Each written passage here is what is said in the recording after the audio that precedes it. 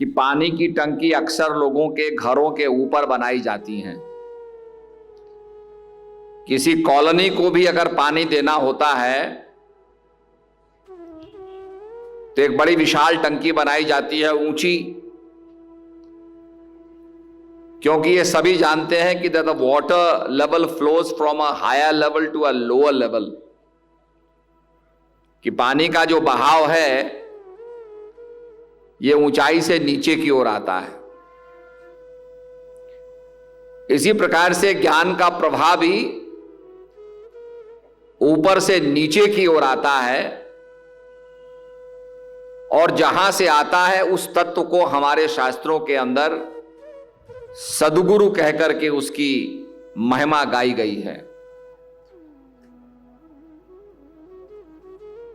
इसलिए तुलसीदास जी महाराज कहते हैं, बंदो गुरुपद कंज कृपा सिंधु नर रूप हरि, महामोहतम पुंज जासु वचन रवि कर निकर, कि जिनके वचन रवि की करनी करते हैं, कि मैं गुरु महाराज की वंदना करता हूं, जो नर रूप में पापों का हरण करते हैं और जिनके वचन रवि की करनी करते हैं।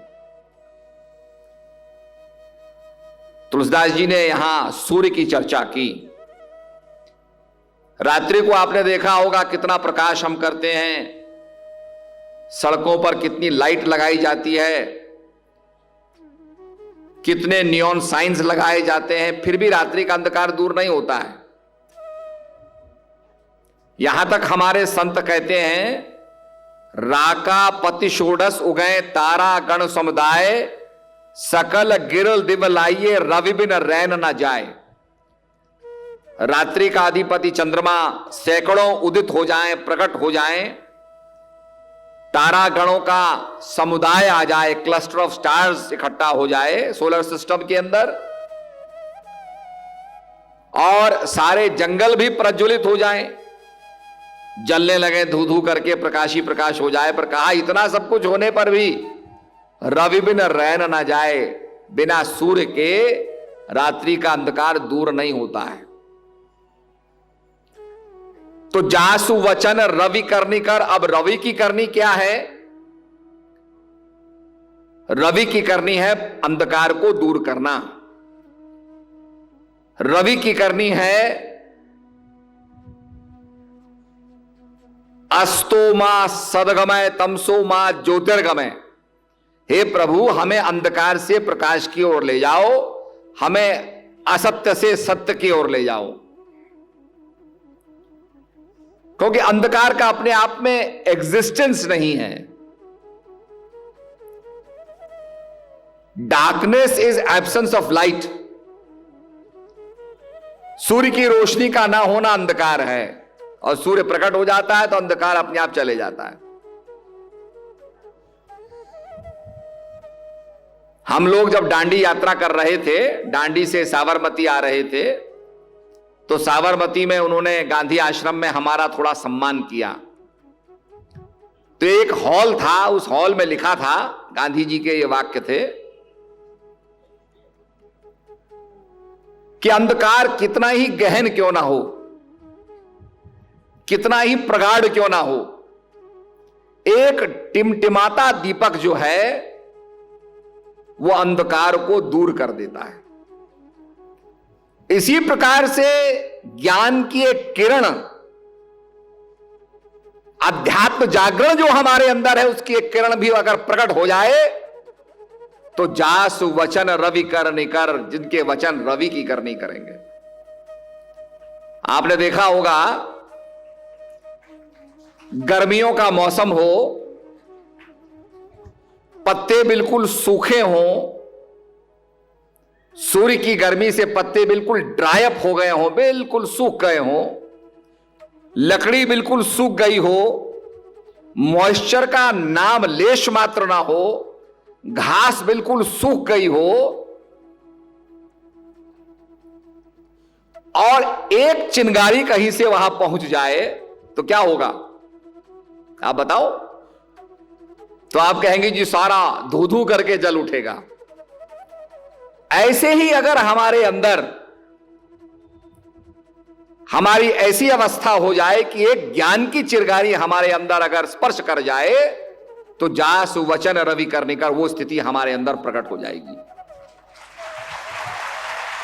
और जब रवि की करनी होगी तो अंधकार फिर बचेगा नहीं, किसी कोने में जाकर नहीं छुपेगा, आपका सारा जीवन जो है प्रकाशमय हो जाएगा। तो एक तो सबसे बड़ी बात यह है कि जिनके वचन रवि की करनी करते हैं अथा अंधकार को दूर करते हैं और प्रकाश करते हैं। जब प्रकाश होता है तो जागरण होता है। आपने देखा होगा जब सवेरे सूरज निकलता है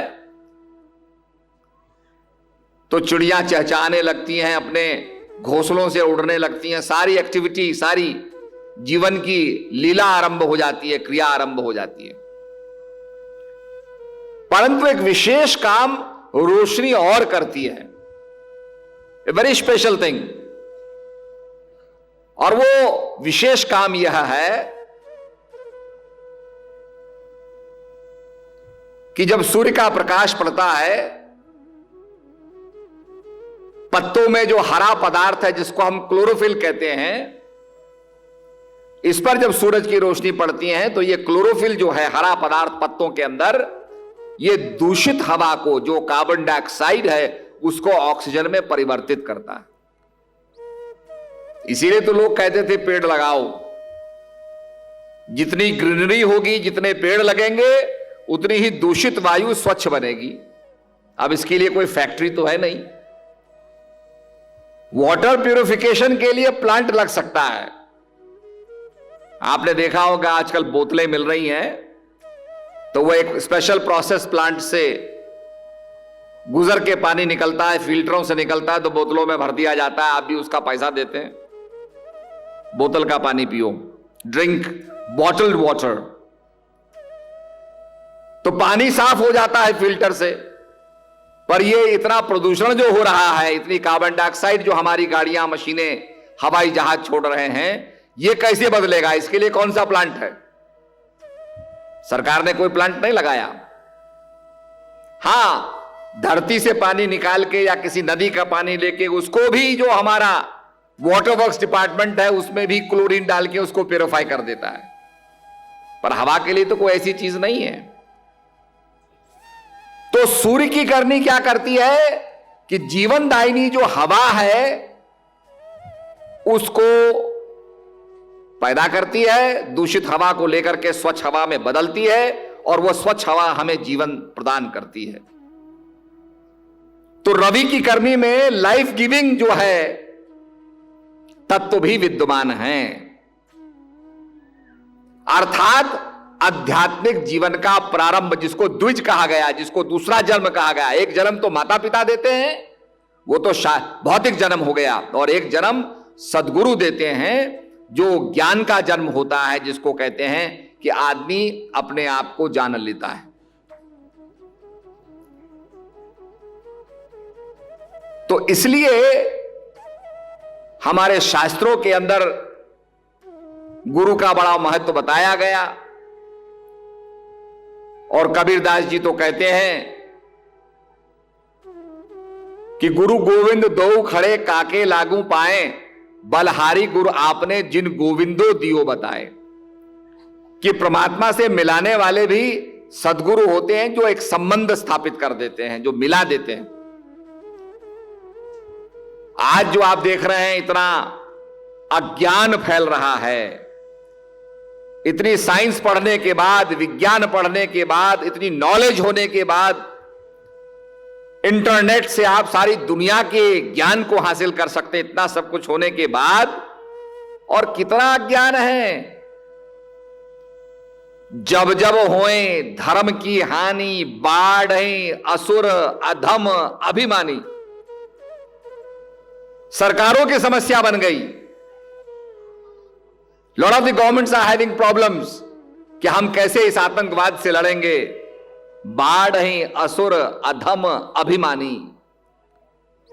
इतना अज्ञान पैदा हो गया, लोग समझ ही नहीं रहे हैं।